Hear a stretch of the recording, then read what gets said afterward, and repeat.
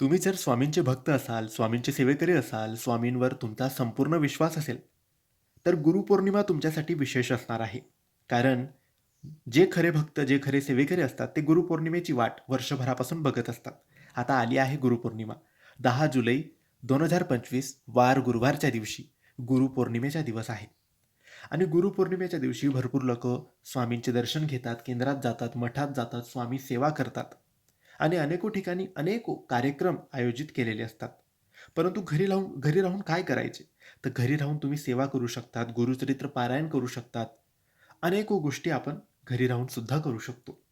परंतु कोणाला काहीच जमत नसेल, गुरुचरित्राचे नियम पाळणे कठीण असेल आणि इतर गोष्टीसुद्धा जमत नसतील, तर मग त्या सगळ्यांनी आता 10 जुलैला जर गुरुपौर्णिमा आहे, तर आतापासून आपण बघितलं, तर बरेचसे दिवस बाकी आहेत. 10-20 दिवस तर बाकीचे आहेत.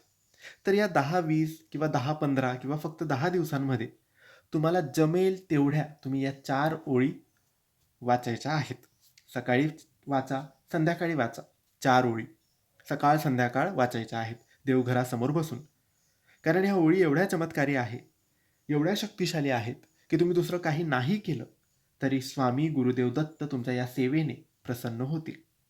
या संपूर्ण ओळींमध्ये संपूर्ण गुरुचरित्र आहे. कारण याला एक श्लोकी गुरुचरित्र सुद्धा म्हणतात. या ओळी काही अशा आहेत. दत्ताचा अवतार झाला कलियुगी श्रीपाद पीठापुरी. त्यामागे दुसरा नृसिंह सरस्वती करंज ग्रामांतरी. तीर्थे हिंडत पातला भिलूवाडीची ये संगमा. तेथुनी मठ गणगापुरी वसे वारी दिनांचे श्रमा.